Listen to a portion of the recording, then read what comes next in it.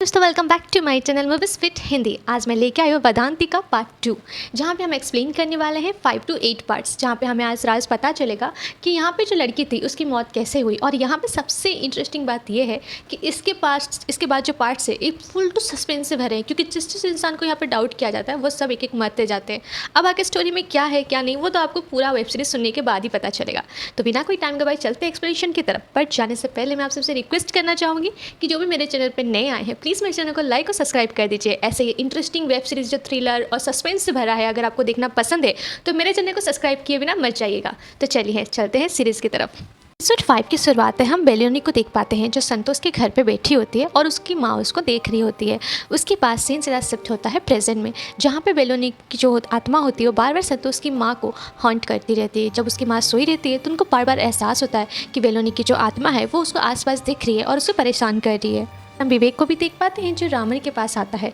और यहाँ पे बेलोनी के केस के रिलेटेड उससे बातें करने लगता है। और साथ ही साथ वो ये भी डिस्कस करता है कि अगर एसपी साहब उनकी थोड़ी सी सपोर्ट कर रहे और या फिर उनको वो केस रीओपन करने दे तो वो जल्द से जल्द इस केस को सॉर्ट आउट कर सकते हैं। मतलब इस केस को सही से जो उसका मुजलिम है उसको पकड़ के उस केस को ख़त्म कर सकते हैं। दिक्कत की बात ये होती है कि जो संतोष होता है उसकी पहुँच काफ़ी ऊपर तक होती है। बड़े बड़े जो पॉलिटिशियन आदमी होते हैं उसके साथ उसका उठना बैठना होता है, क्योंकि उन लोग के कहने के अनुसार ये जंगल से शिकार करके उनको जानवर डिलीवर किया करता था, जिसकी वजह से उनके साथ इसका बॉन्डिंग काफ़ी अच्छा था। सीन सीधा शिफ्ट होता है विवेक और रामन के ऊपर, जो वेलोनी के घर पे जाते हैं उसकी मम्मी से और थोड़ा सा पूछताछ करने के लिए। बट जो वेलोनी की मम्मी होती है रूबी, वो उनको देख के काफ़ी ज़्यादा गुस्सा होती है और साथ ही साथ ये भी कहती है कि तुमने वेलोनी की जो फियांसे थे उसको झूठ मूठ का फंसा दिया और ये केस भी क्लोज कर दिया, जबकि उसको उसने मारा ही नहीं था। तुम गलत इंसान को फांसी चढ़ा दिया, गलत इंसान का यहाँ पे बलि चढ़ा दिए। उनको यहाँ पे शांत करता है और समझाता है, जिसके बाद रूबी यहाँ पे समझ जाती है और फिर विवेक यहाँ पे उनसे पूछताछ करने लग जाता है कि मम्मी से वो ये पूछता है कि जिस दिन रामन ने आपसे पूछा था तो आपने अपने इंटरव्यू में ये बताया था कि वेलोनी उस दिन चर्च के बाहर किसी शख्स से मिली थी, मतलब किसी लड़के से, पर जब यही बात मैं आपसे पूछा था तो आपने मुझे क्यों नहीं बताई। कि मम्मी यहाँ पे ये बताती है कि उस दिन चर्च के बाहर जब प्रेयर ख़त्म हुआ मैंने देखा कि वेलोनी किसी लड़के से मिल रही है और उसी वक्त जब मैं उसके पास पहुँची तब तक वो लड़का जा चुका था। जब मैंने उससे पूछा कि वो लड़का कौन है और तुम उससे क्यों मिलने आई हो, तो वेलोनी यहाँ पे डायरेक्टली डिनाई कर देती कि मैं किसी लड़के से मिलने नहीं आई थी। और इस बात को लेकर उन माँ बेटी के बीच में झगड़ा भी हो जाता है, जिसके बाद वेलोनी काफ़ी समझाती है और उसकी मम्मी समझ भी जाती है। और साथ ही साथ वेलोनी उनसे परमिशन मांगती है कि शाम को वो अपने आंटी के घर जाना चाहती है और उसकी मम्मी इस बात के लिए उनको परमिशन दे तो देती है, बट ये बोलती है कि तुम अपने फियांसे के साथ जाओगे और तुम उसके साथ जाओगे और वही तुमको लेके आएगा, तुम्हें अकेले जाना अलाउ नहीं है। पर यहाँ पे वेलोनी क्या करती है, उसके फियांसी को यही कहती है कि तुम 7 बजे जाके उससे मुझे पिकअप कर लेना और उसको ड्रॉप करने के बारे में वो नहीं बताती है। बातें सुनने के बाद विवेक उससे ये पूछता है कि आपको पता है कि आपकी बेटी घंटों घंटों किससे फ़ोन में बात क्या करती है। तो यहाँ पे वेलोनी की मम्मी कहती है वो तो मैंने कभी उससे पूछा नहीं, पर हाँ एक बार मैंने उसके मुँह से स्टेविसे का नाम सुना था और वो हमारे लॉज में ही रुका था। वो एक राइटर है, जिसको सुनने के बाद यहाँ पे विवेक जो होता है वो जाता है एक बुक स्टोर पर ताकि उस राइटर के बारे में वो कुछ डिटेल्स निकाल सके। उसको यहाँ पे सेबेस्टियर का बुक मिल जाता है जहाँ पे उसका मोबाइल नंबर भी होता है। तो तुरंत विवेक उसको कॉल करता है। पहले कॉल पे तो वो कॉल रिसीव कर लेता है, पर यहाँ पे जैसे कि विवेक का आवाज़ सुनता है वो कॉल डिस्कनेक्ट कर देता है। उसके बाद जब विवेक उसको दोबारा कॉल लगाता है तो उसका फ़ोन वहीं पर ही नॉट रिचेबल आने लग जाता है। विवेक जब हैक करके द्वारा उसका डिटेल्स निकालता है तो पता चला कि विवेक जो बेलोनी थी वो स्टेविसिया के साथ ही घंटों घंटों बात किया करती थी फ़ोन में। लेकिन उसकी मौत हुई थी उस दिन भी वो उस शख्स से बात की थी और वो शख्स यहाँ पे उससे मिलने भी आया था। विवेक और एलेक्स दोनों के दोनों मिलकर उस जगह में जाते हैं जहाँ पे उसका घर होता है। इसी वक्त स्टेविसिया का कॉल आ जाता है जहाँ पे विवेक को ये इन्फॉर्म करता है कि मैं वर्तमान ट्रेन में हूँ और इसलिए यहाँ पे नेटवर्क इश्यू हो रहा है, पर आप स्ट्रेस मत लीजिए, मैं अभी आ रहा हूँ आपसे मिलने के लिए। उसके बाद सीन सीधा शिफ्ट होता है पुलिस स्टेशन पे, जहाँ पे मैं विवेक को और उस इंसान को देख पाते हैं एक दूसरे के सामने बात करते हुए। प्रिंसियन जो होता है वो विवेक को ये कहता है कि आपने बेफालतू में यहाँ पे बेलोनी के फियांसे को फंसा दिया, इसमें उसका कोई भी काम नहीं था और उसकी गलती नहीं थी और आप लोगों ने केस भी बंद कर दिया, पर ये सब गलत है। जहाँ पे विवेक उससे ये पूछता है कि आपका उसके साथ क्या रिश्ता था, तो यहाँ पे ये रिप्लाई करता है कि वो मेरी बेटी जैसी थी, वो मुझे अपने पापा की जगह रखती थी और मेरे साथ काफ़ी अच्छी घुल मिल गई थी।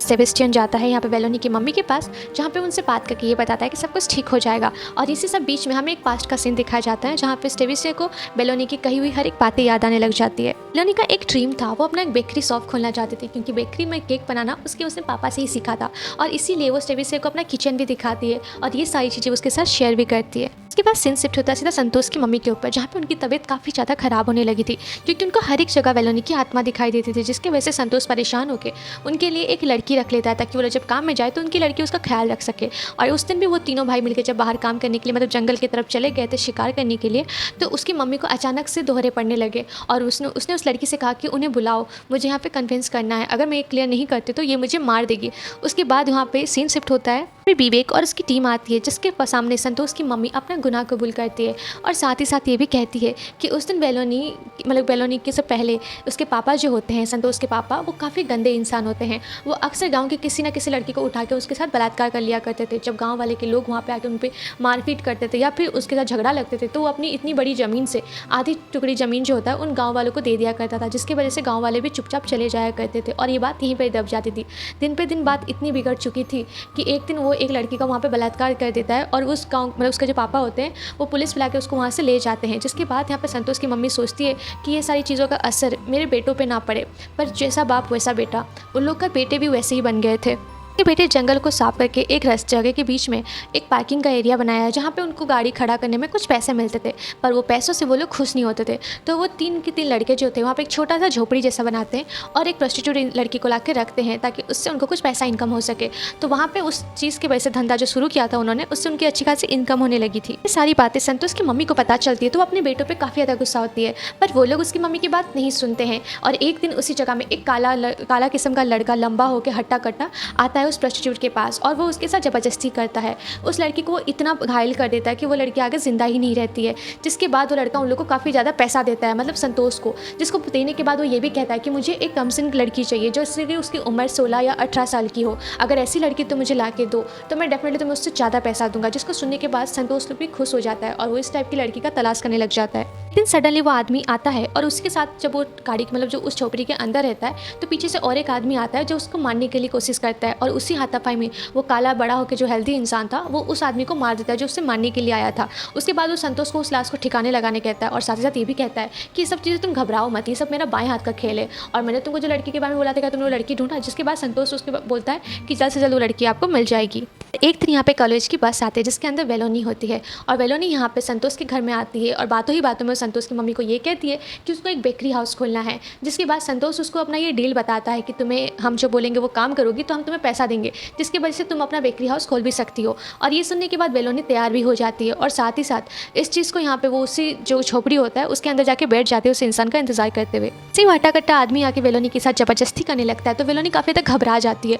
और डर के उस जगह से निकल के भागने लग जाती है। कि बेलोनी जंगलों की तरफ भागती है तो वो आदमी भी उसका पीछा करता है और साथ ही साथ उसको कैसे तैसे करके पकड़ के उसका बलात्कार करके उसको ख़त्म कर देता है। और जैसे कि संतोष ये सारी बातें बता रही थी, हमें ये फ्लैशबैक में दिखाया भी जा रहा था, पर उसी बीच में जब ये प्रेजेंट में सीन आता है तो संतोष वहाँ पे एक खाली जगह में देखते हुए बार बार किसी से माफ़ी मांग रही थी, जिसको विवेक देख के ये कहता है कि अपने कर्मों से या फिर अपने पापों से माफ़ी मांग रही है। विवेक यहाँ पे पुलिस होने की वजह से वो सारे बयानों को रिकॉर्ड करने के लिए अपना फ़ोन का कैमरा ऑन किया हुआ होता है, बट अनफॉर्चुनेटली उसको लास्ट मोमेंट में ये पता चलता है कि उसका फ़ोन तो स्विच ऑफ था और इस संतोष की मम्मी ने जो भी अभी तक कन्विंस किया था या फिर जो कुछ उससे सच्चाई बताई थी वो सब कुछ रिकॉर्ड हुआ ही नहीं था। जिसको देखने के बाद यहाँ पे विवेक का दिमाग पूरा का पूरा खराब हो जाता है कि एसपी को कॉल करता है और ये बताता है कि संतोष की माँ ने हमें सच्चाई बता दी है और हमने उनका बयान ले लिया है। पर यहाँ पे एसपी उनका कोई भी बात नहीं सुनता, ऊपर से उनके ऊपर भड़क जाता है और उसी वक्त यहाँ पे विवेक को पता चलता है कि संतोष की जो मम्मी थी वो मर गई है, मतलब जिन्होंने बयान दिया था अब वो भी खत्म हो चुकी है और इनका फ़ोन स्विच ऑफ होने की वजह से ये कुछ रिकॉर्ड भी नहीं कर पाए थे। उसके बाद विवेक वहाँ पे फॉरेस्ट गार्ड ऑफिसरों की मदद लेके उनकी लाश को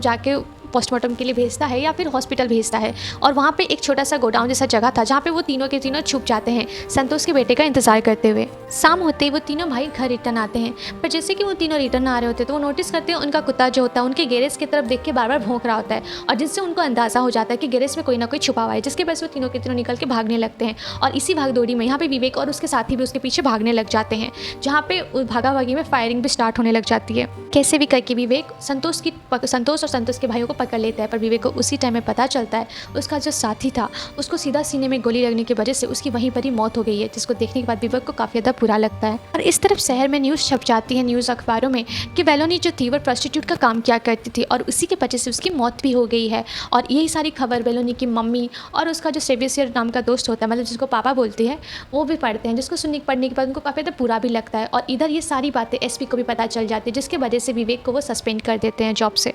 विवेक यहाँ पे अपनी छानबीन खत्म नहीं करता, वो सीधा उस डॉक्टर के पास जाता है जिसने उनका पोस्टमार्टम किया था और साथ ही साथ उसको मारपीट करने लगता है और ये कहता है कि वेलोनी का तो रेप हुआ था और तुमने यहाँ पे रिपोर्ट में बताया कि उसको गला दबा के मारा गया है। बताओ तुमने ये झूठा रिपोर्ट क्यों बनाया और तुम किसको बचाना चाहते थे? और वो मोटा आदमी जो उसका साथ मतलब बलात्कार किया था उसको तुम शायद जानते हो, तो सच बताओ कि क्या है क्या नहीं। पर यहाँ पे डॉक्टर उसको बार बार डिनाई करता है कि मैंने गलत रिपोर्ट नहीं बनाई है, जो था मैंने वही बताया और हाँ वेलोनी का रेप हुआ नहीं था, मैं सच्ची बता रहा था। और ये बात वो वहाँ पे कन्विंस करता है। इनको दिखाते हुए एपिसोड 6 यहाँ पे खत्म हो जाता है। एपिसोड 7 की शुरुआत में लोग देखते हैं। एपिसोड 7 की शुरुआत में हम विवेक को देख पाते हैं जो पुलिस स्टेशन में संतोष और उसके भाइयों को पकड़ के रखता है और साथ ही साथ उनको टॉर्चर करके पूछा जाता है वेलोनी का फोटो दिखाकर, इसी लड़की को तुमने मार दिया ना? तो यहाँ पे संतोष ये रिवील करता है कि नहीं साहब, ये वो लड़की नहीं है जिसको हमने ख़त्म किया था। एक्चुअली मेरी माँ ने जो बताया वो सब कुछ सही था, पर वो लड़की वेलोनी नहीं कोई और थी। और इसी बात को बताते हुए हमें फ्लैशबैक का सीन दिखाया जाता है जहाँ पे उस घर में वो दूसरी लड़की आई होती है जो कोई और कॉलेज की लड़की होती है और जहाँ पे संतोष और उसके भाई मिलकर उस लड़की को वो डील देते हैं और साथ ही साथ वो मोटा आदमी जो उसके साथ बलात्कार करता है और उसको मार देता है। संतोष की मम्मी काफ़ी ज़्यादा घबरा गई थी जिसकी वजह से वो वेलोनी को उस लड़की की जगह में इमेजिन करने लग गई थी और उसी वजह से उनकी मौत भी हो जाती है। तुरंत ही उस संतोष को ये पूछता है कि जिस आदमी ने उस लड़की का रेप किया था या फिर जिसने उसको मारा वो आदमी कौन है और क्या करता है, तो उसका डिटेल्स बताओ। पर संतोष यहाँ पे ये बताता है कि साहब उस आदमी के बारे में तो मुझे ज़्यादा जानकारी नहीं है, पर हाँ वो जिस गाड़ी में आया करता था वो गाड़ी का नंबर जरूर मेरे पास है। जो गाड़ी का नंबर बताते के साथ यहाँ पे विवेक उस गाड़ी के बारे में डिटेल्स निकालने के लग जाता है और उसके ऑनर का छानबीन करने लग जाता है। फिर एक गाड़ी लेके जा रहा होता है तो रास्ते में उसको एक बुक का स्टॉल दिखता है जहाँ पे स्टेवेशन का एक बुक पब्लिश होने वाला था और उस बुक का नाम होता है मेलोनी द रियल स्टोरी, जिसको देखने के बाद उसको लगता है कि मेलोनी रिलेटेड कौन सी स्टोरी है और वो उस पब्लिक हाउस में पहुंच जाता है जहाँ पे वो बुक पब्लिश होने वाला था। विवेक उस बुक को खरीद के उस बुक को पढ़ने लगता है तो उसको वहाँ पे एक पास्ट का सीन दिखाया जाता है जो कि बेलोनी का होता है। जब उसके पापा डेथ कर गए थे तो उसकी मम्मी बेलोनी काफ़ी ज़्यादा अकेले हो गए थे, तो उसके पापा का एक दोस्त होता है एंथोनी जो उनको आके समझाता है और ये कहता है कि तुम मेरे साथ चलो, मेरे घर के पास एक रेस्टोरेंट है जिसको मैं सब तुम्हें दे दूंगा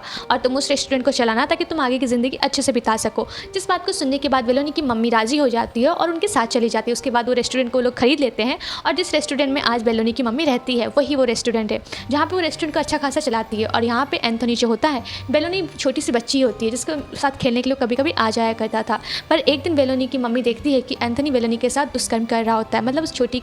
सी बच्ची के साथ गलत व्यवहार करने लग जाता है, जिसको देखने के बाद वो बेलोनी को दूर रह जाती है और एंथोनी से मिलने के लिए मना करती है। पर बेलोनी तो छोटी बच्ची थी और वो मन ही मन एंथोनी को अपने पापा की जगह देने लग गई थी। पर यहाँ पे बेलोनी की मम्मी जो होती है कि एंथोनी को बहुत मारती पीटती है और साथ ही साथ बेलोनी से दूर रहने के लिए भी कहती है, जिसको पैर पकड़ के उसकी मम्मी से माफ़ी भी मांगता है, पर उसकी मम्मी उसको वहाँ से निकाल देती है। एंथोनी को अपने किए पे पछतावा होता है और वो वहीं पर ही अपना सुसाइड कर लेता है। यह प्रेजेंट में आती है जहाँ पे जो सीनियर इंस्पेक्टर होते हैं वो यहाँ पे विवेक को अपने पास बुलाते हैं और उसको एक ऑफ़र देते हैं कि अगर तुम्हें सस्पेंड तो कर दिया गया है पर मैं तुम्हें एक ऑफ़र देना चाहता हूँ। तुम्हें ये ऑफ़र है कि तुम सस्पेंड होकर 4 साल तक अपना ड्यूटी का मतलब जो गलती है उसको सुधारो, या फिर एक दूसरा ऑप्शन है कि तुम 4 साल तक ड्यूटी करो बट कोई भी प्रमोशन नहीं मिलेगा तुमको, बिना प्रमोशन के तुम सिर्फ जॉब करोगे। तो ये बात को सुन के विवेक राजी हो जाता है जॉब करने के लिए, क्योंकि आजकल के ज़माने में जॉब किसको नहीं चाहिए। पर विवेक और रामन दोनों मिलकर उसी गाड़ी के ओनर के पास जाते हैं जिसका नंबर उनको संतोष ने दिया था। पर वो आदमी तो ये बताता कि सर बहुत साल पहले मैंने वो गाड़ी किसी और को बेच दी थी, अभी तो उस आदमी की कोई भी डिटेल्स मेरे पास अवेलेबल नहीं है, अगर कुछ भी मुझे याद आता तो मैं डेफिनेटली आपको बताऊंगा।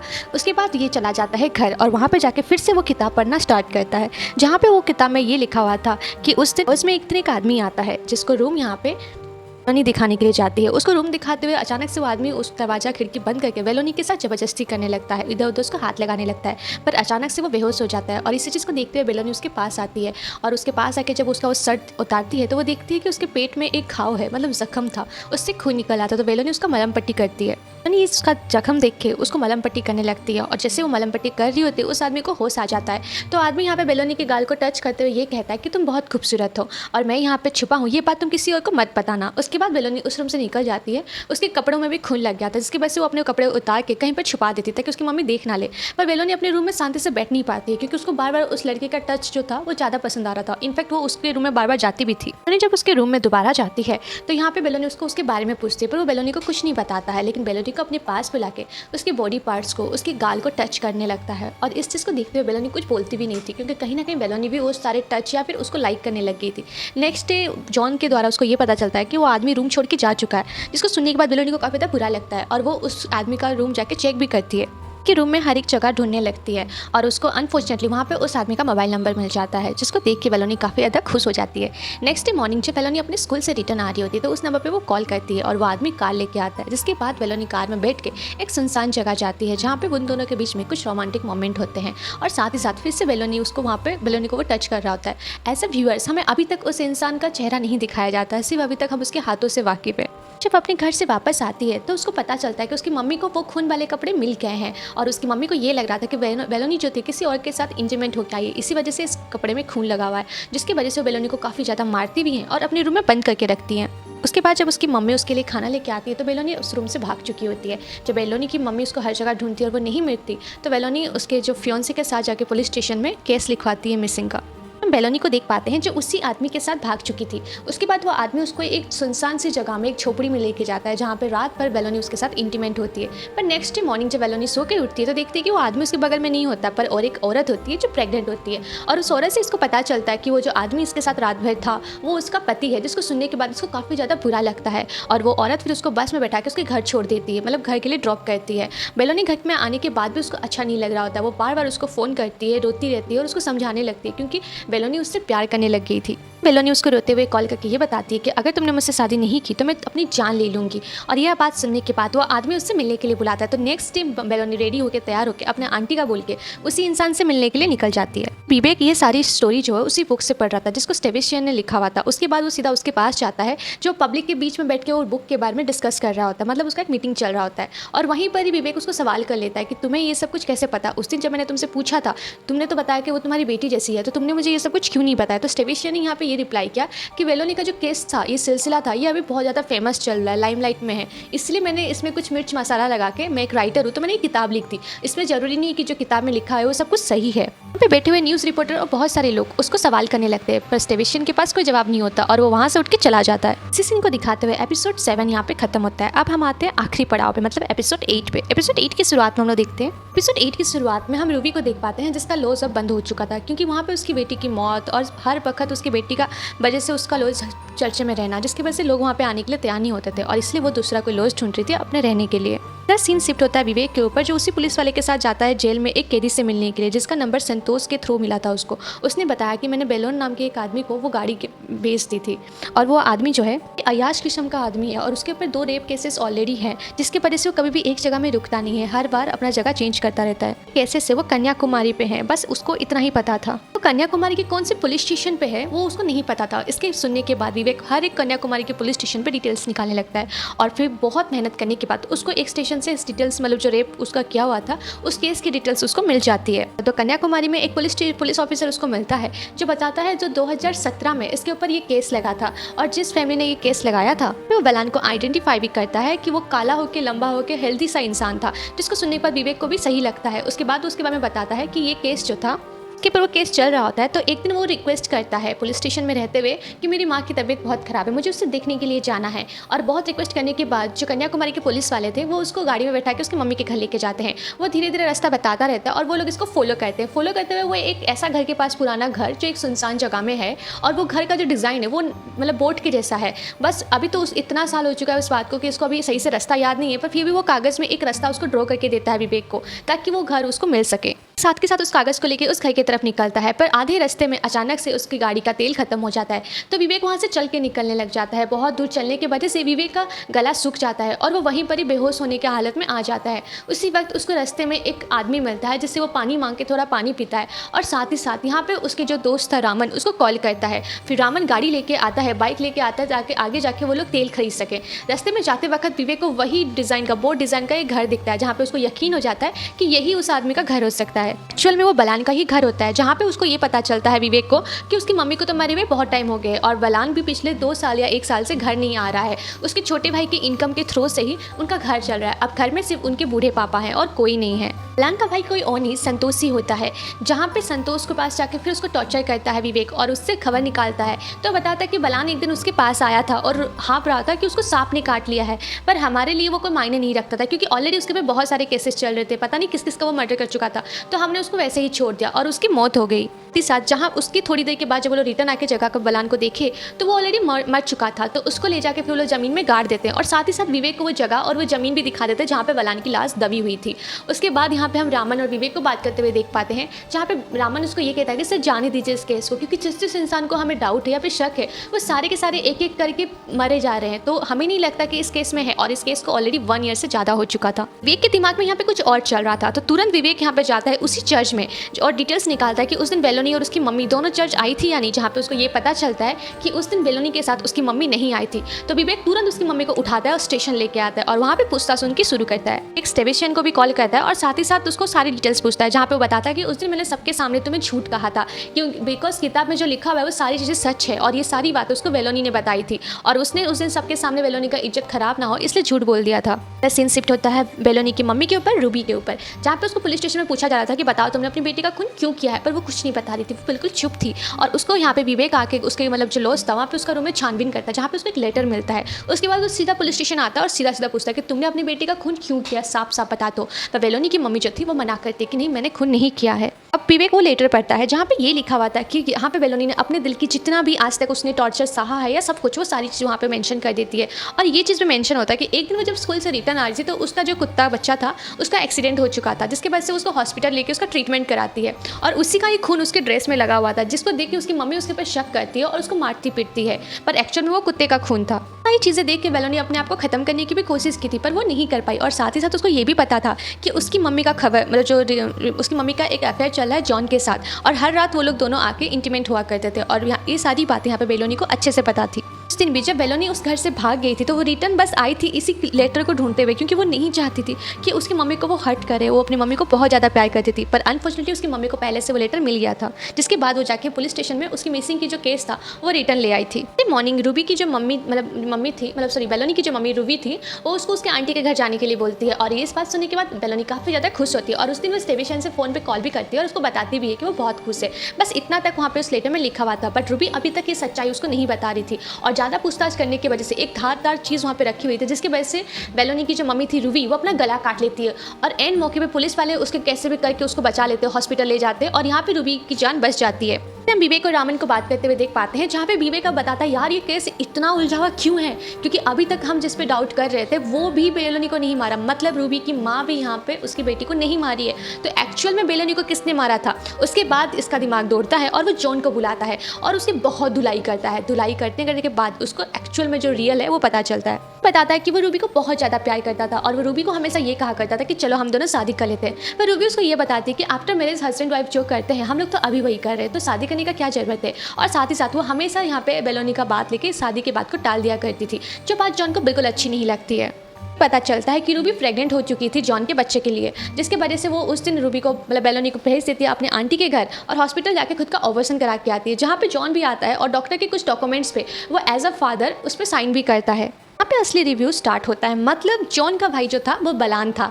और जॉन रूबी से बहुत ज़्यादा प्यार करता था और ये सारी बातें वो यहाँ पे बलान को बताता है। तो बलान ऐसे उसका छोटा भाई का दुख सह नहीं पाता और बताता है ठीक है अगर हम लोग बेलोनी को ही ख़त्म कर देते तो तेरे और रूबी का शादी हो सकता है। उसके बाद नेक्स्ट जब बेलोनी उस बस से जा रही होती है तो वहीं पर ही बलान आके उसका गला दबा के उसको मारने लगता है। और जो फर्स्ट सीन में हम लोग देख पा रहे थे सेकंड सीन में कि बेलोनी किसी से दौड़ रही होती भाग रही होती, वो कोई और नहीं बलान ही होता है जो उसका गला दबा के वहाँ पे ख़त्म कर देता है। पर उसी वक्त वहाँ पे उसको एक सांप आके काट लेता है, जिसके वजह से वो वहाँ से भाग जाता है, पर उस तब तक बेलोनी की मौत हो चुकी थी। यहाँ पे बलान जो होता है वो जाता है संतोष लोग के पास, पर as a way I know that Santosh और उसके फ्रेंड्स उसको मदद नहीं करते, जिसकी वजह से बलान की भी मौत हो जाती है। और ये सारी बातें जब यहाँ पे रूबी को होश आता है तो विवेक उसको बताता है, जिसके बाद बेलोनी की जो मम्मी थी रूबी उसको काफ़ी ज़्यादा गुस्सा आता है और वो जॉन पे जाके हाथ उठा देती है और उसको मारती है कि तुमने मेरी बेटी का खून क्यों किया। ये क्या वाला था, विवेक इस केस को सॉल्व कर चुका था, मतलब यहाँ पे सारी गुत्थियाँ सुलझ चुकी थी। बट सबसे बड़ी बात इसके बाद न्यूज़ में यह खबर छपने लगी थी कि बेलोनी की मम्मी की वजह से बेलोनी की मौत हो गई, मतलब उसकी मम्मी की अय्याशियों की वजह से आज बेलोनी इस दुनिया में नहीं रही।